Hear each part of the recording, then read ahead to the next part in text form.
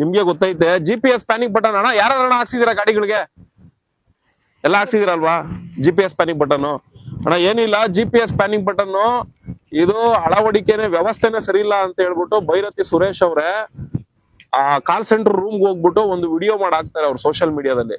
ಅಂದ್ರೆ ಈ ವ್ಯವಸ್ಥೆ ಸರಿ ಇಲ್ಲ ಅಂತ, GPS ಪ್ಯಾನಿಕ್ ಬಟನ್ ವ್ಯವಸ್ಥೆ ಸರಿ ಇಲ್ಲ ಅನ್ಬಿಟ್ಟು. ಇದ್ರ ವಿಚಾರವಾಗಿ ನಾವ್ ಇವಾಗ ಒಂದು ಮನವಿ ಕೊಡ್ತಾ ಇದೀವಿ. ಕ್ಯಾನ್ಸಲ್ ಅಂತೂ ಆಗಲ್ಲ, ಯಾಕೆಂದ್ರೆ ಇದು ಸೆಂಟ್ರಲ್ ಗೌರ್ಮೆಂಟ್ ಇಂದ ಆದೇಶ ಕೊಟ್ಟಿರೋದು, ಕ್ಯಾನ್ಸಲ್ ಅಂತೂ ಮಾಡಲ್ಲ. ಆದ್ರೆ ಇದ್ರಲ್ಲಿ ಒಂದೇನು ಅಂದ್ರೆ GPS ಪ್ಯಾನಿಕ್ ಬಟನ್ ರೇಟು 12 ಸಂಸ್ಥೆಗೆ ಏನ್ ಟೆಂಡರ್ ಕೊಟ್ಟವ್ರಲ್ಲ, ಆ ಟೆಂಡರ್ ಕೊಟ್ಟಿರುವಂತ ರೇಟ್ ಅಲ್ಲಿ ಯಾರು ಕೂಡ ಹಾಕ್ಸಿಲ್ಲ ಇಲ್ಲಿ. ಯಾಕೆ ಅಂದ್ರೆ 12 ಸಂಸ್ಥೆಯವ್ರು ಯಾರು ಅನ್ನೋದು ನಿಮ್ಗೆ ಯಾರಿಗೂ ಗೊತ್ತೇ ಇಲ್ಲ. ಗೊತ್ತಾಯ್ತಾ ಗೊತ್ತಿಲ್ವಣ? ಗೊತ್ತಿಲ್ಲ. ನೀವ್ ಯಾರಾದ್ರೂ GPS ಪ್ಯಾನಿಕ್ ಬಟನ್ ಹಾಕ್ಸ್ಬೇಕು ಅಂದ್ರೆ ಇವ್ರು ಏನಾದ್ರು ಹಾಕ್ಸಿರ್ತಾರೆ ಅಂತ ಅನ್ಕೊಳ್ಳಿ. ಅಣ್ಣ GPS ಪ್ಯಾನಿಕ್ ಬಟನ್ ಎಲ್ಲ ಹಾಕ್ತಾರೆ ಅಂದ್ರೆ ನನ್ಗೆ ಯಾರೋ ನಂಬರ್ ಕೊಟ್ರೆ ಇವ್ರು ಹೋಗಪ್ಪ ಅಂತ ಇವ್ರು ನಂಬರ್ ಕೊಡ್ತಾರೆ. ನೀವು ಅವ್ರ ಫೋನ್ ಪೇ ಗೂಗಲ್ ಪೇಗೆ ಅಮೌಂಟ್ ಹಾಕಿದೀರಾ. 12 ಸಂಸ್ಥೆಗೆ ನೇರವಾಗಿ ಯಾರಾದ್ರೂ ಹಣ ಹಾಕಿರೋರು ಇದೀರಾ? ಯಾರು ಹಾಕಿಲ್ಲ. ಯಾರೋ ಹೇಳಿದ್ರು ಅವ್ರಿಗೆ ಹಾಕ್ತಿವಿ ಅಂತ. ಈ ತರ ವೇ ಅಲ್ಲಿ ಹೋಗಿ ನೀವು GPS ಪ್ಯಾನಿಕ್ ಬಟನ್ ಹಾಕ್ಸ್ಕೊಂಡಿದೀರಾ. ಎಷ್ಟೋ ಜನ ಹಾಕಿಸ್ಕೊಂಡಿರೋರ ಹತ್ರ ಅಂತೂ ನಾನು ಯಾವ ಸಂಸ್ಥೆದ್ ಹಾಕ್ಸ್ಕೊಂಡಿದೀನಿ, ನನ್ ಮೊಬೈಲ್ ಅಲ್ಲಿ ಟ್ರ್ಯಾಕಿಂಗ್ ಆದ್ರೂ ಆಪ್ ಇದೆಯಾ ಅನ್ನೋದು ಕೂಡ ಎಷ್ಟೋ ಜನ ಗೊತ್ತಿಲ್ಲ. ಈ ತರ ಸಮಸ್ಯೆಗಳು ಇದಾವೆ. ಆಮೇಲೆ ಕೆಲವರು ರಿನ್ಯೂವಲ್ಗೆ ಹೋದ್ರೆ ರಿನ್ಯೂವಲ್ ಹೆಂಗ್ ಮಾಡ್ಕೊಬೇಕು ಅನ್ನೋದು ಕೂಡ ಗೊತ್ತಾಗ್ದಿಲ್ದೆ ಯಾರಾದ್ರೂ ಬ್ರೋಕರ್ಗಳು ಇದ್ರೆ ಹೇಳಿ ನಾವು ರಿನ್ಯೂವಲ್ ಮಾಡಿಸ್ಕೊಬೇಕು ಅನ್ನೋ ಸ್ಟೇಜ್ಗೂ ಹೋಗಿದ್ದಾರೆ. ಇಲ್ಲಿ ಮೊಬೈಲ್ ಆಪ್ ಅಲ್ಲೇ ಕೂಡ ರಿನ್ಯೂವಲ್ ಮಾಡ್ಕೊಳ್ಳೋದಕ್ಕೆ ಆಪ್ಷನ್ ಇದೆ. ಆದ್ರೆ ಹೈಕೋರ್ಟ್ ಹೇಳಿರೋದು, ಸರ್ಕಾರ ಹೇಳಿರೋದಲ್ಲ, ಹೈಕೋರ್ಟ್ ಹೇಳಿದೆ GPS ಪ್ಯಾನಿಕ್ ಬಟನ್ಗೆ ಏನ್ ರೇಟ್ ತಗೊಬೇಕು, ರಿನ್ಯೂವಲ್ಗೆ ಹೋದ್ರೆ ಏನ್ ರೇಟ್ ತಗೊಬೇಕು ಅಂತ ಹೇಳಿದೆ. ರಿನ್ಯೂವಲ್ಗೆ 1800 ರೂಪಾಯಿ ಅಷ್ಟೇ ಹೇಳಿರೋದು. 1800 ಪ್ಲಸ್ GST. ಇಲ್ಲಿ ಏನಾಗ್ತಾ ಇದೆ ಆಪ್ಗಳಲ್ಲಿ ನಿಮ್ಗೆ 4000, 1 ವರ್ಷಕ್ಕೆ 4000, 2 ವರ್ಷಕ್ಕೆ 6000 ರೂಪಾಯಿ ಅಂತ ಆಪ್ ಅಲ್ಲಿ ತೋರಿಸ್ತಾ ಇದೆ. ನೀವು ಎಫ್ಸಿಗ್ ಬಿಡಕ್ ಹೋದ್ರೆ ಆ ಅಮೌಂಟ್ ಕಟ್ಬಿಟ್ಟೆ ನೀವು ಎಫ್ಸಿಗ್ ಬಿಡಕ್ ಹೋಗ್ಬೇಕು. ಈ ತರ ಎಲ್ಲ ಆಗಿದೆ. ಅಂದ್ರೆ ನಾವು ಹಾಕಿಸ್ಕೊಳ್ಬೇಕು ಅಂದಾಗ 12 ಸಂಸ್ಥೆಗೆ ನೇರ ಸಂಪರ್ಕ ಇಲ್ಲ ಡ್ರೈವರ್ಗಳಿಗೆ. ನೀವು RTO ಆಫೀಸ್ಗಳಲ್ಲಿ ಎಫ್ಸಿ ಮಾಡ್ಸಕ್ ಹೋದಾಗ ಅಲ್ಲಿ ಯಾರೋ ಒಬ್ಬ ಬ್ರೋಕರ್ಗಳು ಬ್ಯಾನರ್ ಹಾಕೊಂಡಿದ್ರೆ ಅದನ್ನ ನೋಡೋಗಿ ನೀವು ದುಡ್ಡುಗಳನ್ನ ಕಟ್ಟಿದೀರಾ. ಇಲ್ಲಿ ಯಾರೋ 12 ಸಂಸ್ಥೆಗಳಿಗೂ ನೇರವಾಗಿ ಅಮೌಂಟ್ಗಳು ಹಾಕಿಲ್ಲ. ಇದು ಆ ಅಪ್ಪನ್ ಗಮನಕ್ಕೆ ತರಬೇಕು, ಯಾರೋ ಟ್ರಾನ್ಸ್ಪೋರ್ಟ್ ಸಚಿವ ಯಾರಿದಾರೆ ಇವಾಗ ಅವ್ರಿಗೆ.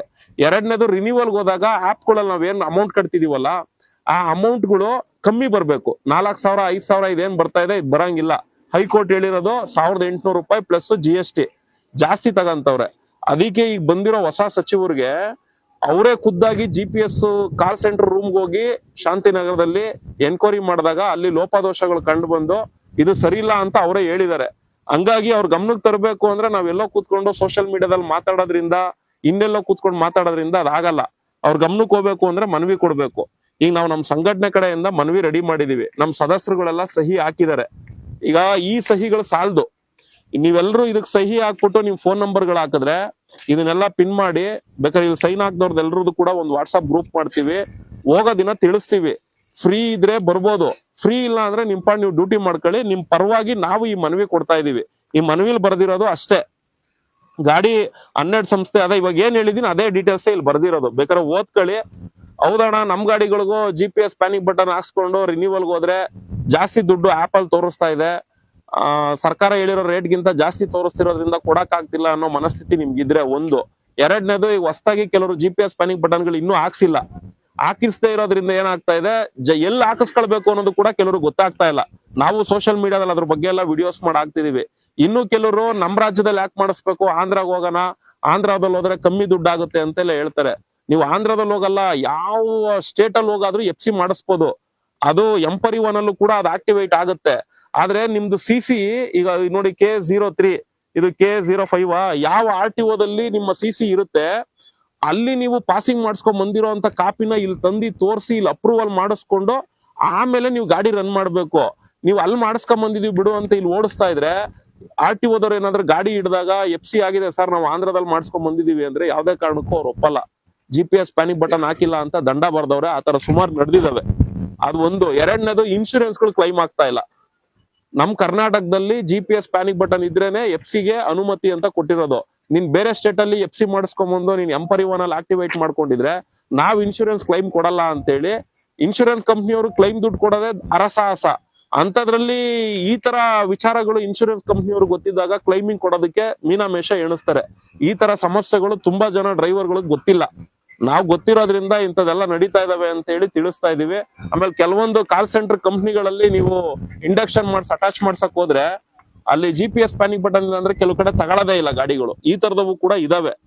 ಹಿಂಗೆಲ್ಲ ಇರೋದ್ರಿಂದ ಡ್ರೈವರ್ಸ್ ಗಳಿಗೆ ಕೆಲವರು ಗೊತ್ತು, ಕೆಲವರು ಗೊತ್ತಿಲ್ಲ. ಯಾಕೆಂದ್ರೆ ಇದು ಒಂಥರ ಏನಂತಾರೆ, ಒಂಥರ ಮಾಯಾ ನಗರ ಬೆಂಗಳೂರು, ಸಮುದ್ರ. ಇಲ್ಲೊಂದಷ್ಟು ಜನ ತಿಳ್ಕೊಂಡಿದ್ರೆ ಇನ್ನೊಂದಷ್ಟು ಜನ ಏನು ತಿಳ್ಕೊಂಡಿರಲ್ಲ, ಇನ್ನೊಂದಷ್ಟು ಜನ ಎಲ್ಲಾ ತಿಳ್ಕೊಂಡಿದ್ರೆ ನಮ್ಗೆ ಯಾಕೆ ಬೇಕು ಬಿಡು ಅಂತ ಬದುಕ್ತಾ ಇರ್ತಾರೆ. ಇಲ್ಲಿ ಯಾರನ್ನು ಏನು ಚೇಂಜ್ ಮಾಡಕ್ಕಂತೂ ಸಾಧ್ಯ ಇಲ್ಲ. ವ್ಯವಸ್ಥೆ ಹಿಂಗಿದೆ. ಹಂಗಾಗಿ ಹೊಸ ಸಚಿವರು ಬಂದಿದ್ದಾರೆ.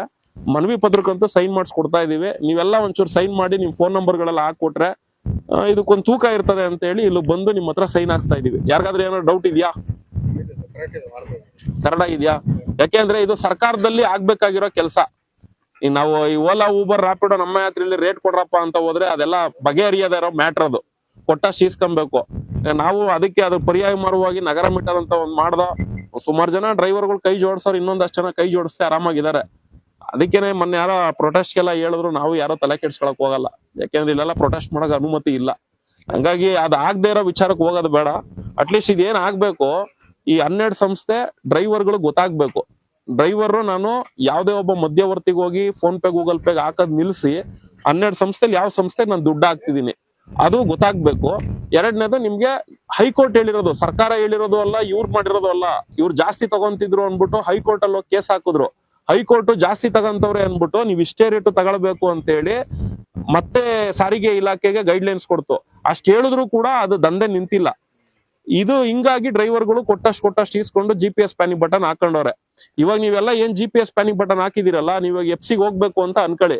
ಎಫ್ಸಿಗೆ ಹೋಗೋ ಟೈಮಲ್ಲಿ ನೀವು ರೀಚಾರ್ಜ್ ಮಾಡ್ಕೊಂಡು ಹೋದ್ರೇನೆ ಆ ಗಾಡಿ FC ಆಗೋದು. ನೀವು ರೀಚಾರ್ಜ್ ಮಾಡದೆ ಬಿಡು ಇನ್ನೊಂದ್ 2 ತಿಂಗಳು ಬಿಟ್ಕೊಂಡ್ ಮಾಡೋಣ ಅಂತ ಹೋದ್ರೆ ಈ GPS ಪ್ಯಾನಿಕ್ ಬಟನ್ದು ರೀಚಾರ್ಜ್ ಟೈಮ್ ಮುಗೀತು ಅಂದ್ರೆ ನೀವೇನು 13,000 12,000 ಕೊಟ್ಟು ಹಾಕ್ಸಿರ್ತಿರಲ್ಲ, ಅದಷ್ಟೇ ಹೋಯ್ತು. ಮತ್ತೆ ಇನ್ನೂ ಒಂದ್ಸರಿ ನೀವು ಅದಕ್ಕೆ GPS-ಗೆ ಅಮೌಂಟ್ ಎಕ್ಸ್ಟ್ರಾ ಕೊಟ್ಟು ಮತ್ತೆ ಹಾಕಿಸ್ಬೇಕು. ಈ ತರನು ಕೂಡ ಇದೆ. ಹಿಂದೆ ಎಲ್ಲ ನೆಗ್ಲೆಕ್ಟ್ ಮಾಡ್ತಿದ್ರು, ಬಿಡು FC ಐತೆ ಮುಂದಿನ ತಿಂಗಳು ಮಾಡಿಸ್ಕೊಳ್ಳೋಣ, ಈ ತಿಂಗಳೇನೋ ನಿಧಾನಕ್ಕಾಗ್ಲಿ ಅಂತ ಮಾಡ್ಸೋರು. ಈಗ ಹಂಗ ಆಗಕ್ ಸಾಧ್ಯನೇ ಇಲ್ಲ. ನೀನ್ FC-ಗೆ ಬಿಡ್ಬೇಕಾ, 1 ತಿಂಗಳು ಮುಂಚೆನೆ ರೀಚಾರ್ಜ್ ಮಾಡ್ಕೊಂಡು ಆಮೇಲೆ ನೀನ್ FC-ಗೆ ಹೋಗು ಅನ್ನೋ ತರ ಇದೆ.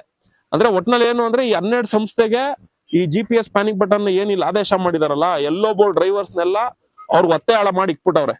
12 ಸಂಸ್ಥೆಗೂ ಒತ್ತೆ ಆಳ ತರ ಇಕ್ಬಿಟ್ಟವ್ರೆ. ಮುಂಚೆ ಎಲ್ಲ RTO-ದಲ್ಲಿ FC ಆದ್ರೆ ನಾವು ಜೀವನ ಮಾಡ್ಬೋದಾಗಿತ್ತು ರಿನ್ಯೂವಲ್ ಮಾಡ್ಕೊಂಡು. ಅಂದ್ರೆ RTO ಸರ್ಕಾರಕ್ಕೆ ನಾವು ಒತ್ತೆ ಆಳಾಗಿದ್ದು, ಈಗ 12 ಸಂಸ್ಥೆಗೆ ಒತ್ತೆ ಆಳಾಗಿ ಸರ್ಕಾರಕ್ಕೂ ಕೂಡ ಒತ್ತೆ ಆಳಾಗಿದ್ದೀವಿ. ಆ ತರ ಮಾಡಿರೋದ್ರಿಂದ ಇದೇ ಸರಿಲ್ಲ ಅಂತ ಹೇಳಿ ಭೈರತಿ ಸುರೇಶ್ ಹೇಳಿರೋದು. ಹಂಗಾಗಿ ಸರಿಲ್ಲ ಅಂದ್ಮೇಲೂ ಕೂಡ ಈ ತರ ಸಮಸ್ಯೆಗಳನ್ನ ನಾವು ಫೇಸ್ ಮಾಡ್ತಿದೀವಿ, ಇದನ್ನ ಸರಿಪಡಿಸ್ಕೊಡಿ ಅಂತ ಒಂದ್ ಮನವಿ ಕೊಡೋಣ ಅಂತ ಈ ಕೆಲಸ ಮಾಡ್ತಾ ಇರೋದು.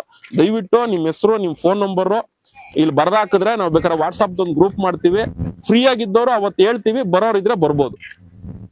ನಿಮ್ಗೆ ಏನ್ ಡೌಟ್ ಇದೆ ಕೇಳೋಣ, ಕೇಳಿ ಹೇಳ್ತೀನಿ. ಯಾರು ಕೇಳಿದ್ದು? ನೀವು ಬ್ರೋಕರ್ ಥ್ರೂ ಹೋಗೋದ್ರಿಂದ ಕೇಳ್ತವ್ರೆ. ಈಗ ಅದಕ್ಕೆ ನಾನು ಲೆಟರ್ ಮಾಡ್ಕೊಂಡ್ ಬಂದಿದ್ದು. ಈಗ ನಮ್ಗ ಒಬ್ರು ಗೊತ್ತಿರೋರು ಸಿಗಾಕೊಂಡ್ರು, ಸಿಕ್ಕದ್ಮೇಲೆ ನಾವೇನ್ ಮಾಡ್ದೋ ಸೋಷಿಯಲ್ ಮೀಡಿಯಾದಲ್ಲಿ ವಿಡಿಯೋ ಮಾಡಾಕ್ದೋ. ತುಂಬಾ ಜನ ನೋಡಿದಾರೆ. ಕೆಲವರೆಲ್ಲ ಸೋಮಣ್ಣ ಹೆಂಗ್ ಹಾಕ್ಸ್ಬೇಕು ನಂಬರ್ ಕೊಡಿ ಅಂತ ಕೇಳ್ತಾರೆ. ನಾವ್ ಅಂತವ್ರ ನಂಬರ್ ಕೊಡ್ತೀವಿ. ಅವ್ರನ್ನ ಕಾಂಟ್ಯಾಕ್ಟ್ ಮಾಡ್ಕೊಂಡು ನಮ್ಮ ಫೋನ್ ಪೇ, ಗೂಗಲ್ ಪೇಗೆ ಅಮೌಂಟ್ ಹಾಕ್ಬೇಡ್ರಪ್ಪ, ಕಂಪ್ನಿ ಲಿಂಕ್ ಕೊಡ್ತೀವಿ, ಆ ಲಿಂಕ್ ಅಲ್ಲಿ ಹಾಕಿ ಅಂತಾರೆ. ಆ ಲಿಂಕ್ ಬರ್ತಿದ್ದಂಗೆನೆ ಆ ಲಿಂಕ್ ಎಲ್ಲ ತೋರ್ಸುತ್ತೆ ಎಷ್ಟ್ ಹಾಕ್ಬೇಕು, ಏನ್ ಹಾಕ್ಬೇಕು ಅಂತ. ನೀವು ಸರ್ಕಾರ ಹೇಳಿರೋ ರೇಟ್ಗಿಂತ ಜಾಸ್ತಿ ಕೊಟ್ರು ನಿಮ್ಗೆ GST ಬಿಲ್ ಬಂದ್ಮೇಲೆ ನೀವು ಬೇಕಾದ್ರೆ ಸರ್ಕಾರಕ್ಕೆ ಆ ಬಿಲ್ಲನ್ನೆಲ್ಲ ತೋರಿಸಿದಾಗ ಕಂಪ್ನಿಯವ್ರು ನಮಗ್ ಮೋಸ ಮಾಡ್ತವ್ರೆ ಅಂತ ಅಧಿಕಾರಿಗಳಿಗೆ ಇಲ್ಲ ಸಚಿವರು ಗಮನಕ್ಕೆ ಬಂದ್ರೆ ನಾವು ಬೇಕಾದ್ರೆ ಅವ್ರು ಸಪೋರ್ಟ್ ಮಾಡ್ರೆ ನಾವು ಕೋರ್ಟಲ್ಲಿ ಹೋಗಿ ಕೇಸ್ ಹಾಕ್ಬಿಟ್ಟು ಅಮೌಂಟ್ ನ ರೀಫಂಡ್ ಮಾಡ್ಕೊಬೋದಲ್ಲ. ಸರ್ ಬ್ರೋಕರ್ ಒಂದ್ ಹೇಳ್ತೀನಿ ಕೇಳಿ ಸರ್, ಯಾರೇ ಒಬ್ಬ ಬ್ರೋಕರ್ ಆದ್ರೂನು ಅವಂದು ಹೊಟ್ಟೆಪಾಡಿರ್ತದೆ. ಈಗ ನೀನ್ GPS ಪ್ಯಾನಿಕ್ ಬಟನ್ ನನ್ನ ಹತ್ರ ಬಂದ್ ಹಾಕ್ಸ್ಕೊಂತೀಯ ಅಂದ್ರೆ ನನ್ಗೂ ಅದ್ರಲ್ಲಿ 1,000 2,000 ಸಿಕ್ಲಿ ಅಂತಾನೆ ಅವನು ಎದುರು ನೋಡೋದು. ಅವನೇನ್ ಮಾಡ್ತಾನೆ, ಡೈರೆಕ್ಟ್ ಲಿಂಕ್ ಇರೋರ್ನ ನಿಮಗ್ ತೋರ್ಸಲ್ಲ.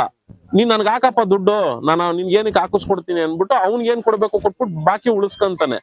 ಇದು ಆಮೇಲೆ ಇನ್ನೊಂದ್ ಏನ್ ಗೊತ್ತಾ ಸಮಸ್ಯೆ ಆಗ್ತಾ ಇರೋದು, ಕೆಲವೊಂದು GPS-ಗಳು ಸರಿಯಾಗಿ ಟ್ರ್ಯಾಕ್ ಆಗದೆ ಸಮಸ್ಯೆಗಳಾಗಿದಾವೆ.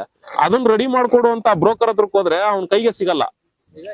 ಅವನು ಅದೇನಾಯ್ತು ಅಂತ ಕಾಗೆ ಆರ್ಸಿರವು. ಅದಕ್ಕೆ ನಾನ್ ಹೇಳೋದೇನು, ನೇರವಾಗಿ ಇದ್ ಮಾಡ್ಕೊಳ್ಳಿ ಅಂತ ಹೇಳ್ತಾ ಇರೋದು. ಇನ್ನು ತಗಂತೀರಾ, ಶೋರೂಮ್ ಅವರು GPS ಪ್ಯಾನಿಕ್ ಬಟನ್ ಹಾಕಿ FC ಮಾಡ್ಬೇಕು ಅನ್ನೋ ರೈಟ್ಸ್ ಟ್ರಾನ್ಸ್ಪೋರ್ಟ್ ಇಲಾಖೆ ಕೊಟ್ಟಿಲ್ಲ. ಯಾಕೆ ಈ ಮಾತು ಹೇಳ್ತೀನಿ ಅಂದ್ರೆ, ನಮ್ ಸಂಘಟನೆ ಲಾಯರ್ ಇದನ್ನ ಪ್ರಶ್ನೆ ಮಾಡಿ RTA ಹಾಕಿ ಟ್ರಾನ್ಸ್ಪೋರ್ಟ್ ಡಿಪಾರ್ಟ್ಮೆಂಟ್ಗೆ ಲೆಟರ್ ಕೊಟ್ರು. ಟ್ರಾನ್ಸ್ಪೋರ್ಟ್ ಡಿಪಾರ್ಟ್ಮೆಂಟ್ ಇಂದ ನಮ್ ಲಾಯರ್ಗೆ ರಿಪ್ಲೈ ಕೊಟ್ಟಿದ್ದಾರೆ, ಶೋರೂಮ್ ಅವ್ರಿಗೆ ನಾವು ಪರ್ಮಿಷನ್ ಕೊಟ್ಟಿಲ್ಲ. ಶೋರೂಮ್ ಅವರು ಕಾರ್ನ ಮಾರ್ಬೋದು, ಮಾರ್ಬಿಟ್ಟು ನೀವೇನಿದೆಯೋ RTO ಬಿಡ್ಬೋದು. RTO ಆಗಿ ರೋಡ್ ಬರ್ತಾವಲ್ಲ ಗಾಡಿಗಳು, ಅದಾದ್ಮೇಲೆ ಎಫ್ಸಿಗೆ ಹೋಗ್ತಿರಲ್ಲ, ಅವಾಗ ನೀವು GPS ಪ್ಯಾನಿಕ್ ಬಟನ್ ಹಾಕ್ಬೇಕು ಅನ್ನೋ ರೀತಿಲಿ ಇರೋದು. ನಾವು ಶೋರೂಮ್ ಅವರು ಒಟ್ಟಲ್ಲಿ ಪರ್ಮಿಷನ್ ಕೊಟ್ಟಿಲ್ಲ ಅಂತ ಹೇಳಿ ಆದೇಶ ಇರೋದು. ಇಲ್ಲಿ ಶೋರೂಮ್ ಅವರು ನೀವ್ ಎಷ್ಟು ಕೊಟ್ರಿ ದುಡ್ಡು? ಅದೆಲ್ಲ ನನಗೆ ಗೊತ್ತು ಯಾಕೆ ಜಾಸ್ತಿ ಹಾಕಿರ್ತಾರೆ ಅಂದ್ರೆ ಅದು GPS ಪ್ಯಾನಿಕ್ ಬಟನ್ ಅಂತ ಸೇರ್ಸಲ್ಲ, ಸ್ಪೀಡ್ ಗವರ್ನರ್, ಆಕ್ಸಿಸರೀಸ್ ಅಂತ ಸೇರಿಸ್ಬಿಟ್ಟು ಅದ್ರ ಜೊತೆಗೆ GPS ಅಂತ ಸೇರಿಸ್ಬಿಟ್ಟು ಅಮೌಂಟ್ ತಗೊಂತಾರೆ. ಅದೊಂದು ಟೆಕ್ನಿಕ್ ಮಾಡ್ಕೊಂಡು ಮಾಡ್ತಾವ್ರೆ ಅಂತ ಅನ್ಕೊಂತೀನಿ. ಇದ್ರೆ ಏನಾಗ್ತದೆ, ಈಗ ಯಾರೋ ಒಂದ್ 4 ಜನ ಡ್ರೈವರ್ಗಳು ಅದ್ರ ಏನೋ ಓಡಾಡ್ಕೊಂಡು ಕೆಲಸ ಮಾಡ್ಕೊಂಡ್ ಬಂದಿರ್ತಾರೆ. ಸರ್ ನಾನು ಹಿಂಗ್ ಹೇಳ್ತಾವ್ರೆ ಏನ್ ಮಾಡ್ಬೇಕು ಅಂತ ಗ್ರೂಪ್ ಅಲ್ಲಿ ಅಪ್ಡೇಟ್ ಕೊಟ್ರೆ, ಅಣ್ಣ ಹಂಗಲ್ಲ ಅಣ್ಣ ಹಿಂಗ್ ಮಾಡ್ಕೊ ಅಂತ ಹೇಳ್ತಾರೆ. ಮುಂಚೆ ಆಟೋ ಮಾಫಿಯಾ ಅಂತ ನಡೀತಾ ಇತ್ತು. ಹೊಸ ಆಟೋಗಳು ಯಾರು ಮಾರೋ ರೈಟ್ಸ್ ಇಲ್ಲ, ಹೊಸ ಆಟಗಳನ್ನ ಮಾರ್ತಾ ಇದ್ರು. ಪರ್ಮಿಟ್ ನ 15,000 ರೂಪಾಯಿ ಮಾರ್ತಿದ್ರು, 500 ರೂಪಾಯಿ ಸಿಗುತ್ತೆ ಅಂತ ಪ್ರಚಾರ ಮಾಡ್ದು. ಈಗ ಎಲ್ಲಾ ಆಟೋ ಡ್ರೈವರ್ಗೂ ಗೊತ್ತಾಗೋಯ್ತು. ಆಮೇಲೆ ಹೊಸ ಆಟೋಗಳು ಯಾರಾದ್ರು ತಗೊಳಕ್ ಹೋದ್ರೆ ನಮ್ ಗ್ರೂಪ್ ಅಲ್ಲಿ ಅಪ್ಡೇಟ್ಗಳು ಕೊಡ್ತಾರೆ, ಸರ್ ಹೆಂಗ್ ತಗೊಬೇಕು ಏನ್ ಮಾಡ್ಬೇಕು ಅಂತ. ಆಗ ನಾವ್ ಹೇಳ್ತೀವಿ, ನೋಡಪ್ಪ ಫಸ್ಟ್ ಹೋಗಿ DL ಗೆ ಬ್ಯಾಡ್ ಸಿಗುತ್ತಾ ಅಂತ ಅಪ್ಲೈ ಮಾಡು, ಪ್ರೊಸೀಡಿಂಗ್ ಕಾಪಿ ತಗೊಂಬಾ, ಆಮೇಲೆ ಹೋಗಿ ಶೋರೂಮ್ ಅಲ್ಲಿ ಕೊಟೇಶನ್ ಹಾಕ್ಸು, ಶೋರೂಮ್ ಅಲ್ಲೇ ತಗೋ, ಬೇರೆ ಕಡೆ ತಗೊಂಬೇಡ ಅಂತ ಹೇಳಿ ಅವ್ರಿಗೆ ಅವೇರ್ನೆಸ್ ಕೊಡ್ತೀವಿ. ನೀವ್ ಎಲ್ಲಿವರೆಗೂ ಬಂದು ಗ್ರೂಪ್ ಅಲ್ಲಿ ಸೇರ್ಕೊಳ್ಳಲ್ಲ, ಎಲ್ಲಿವರೆಗೂ ಪ್ರಶ್ನೆ ಮಾಡಿ ಕೇಳ್ಕೊಂಡು ಮುಂದುವರಿಯಲ್ಲ, ಅಲ್ಲಿವರೆಗೂ ಈ ದಂಧೆ ನಿಲ್ಲಲ್ಲ, ನಡೀತಾನೆ ಇರ್ತದೆ.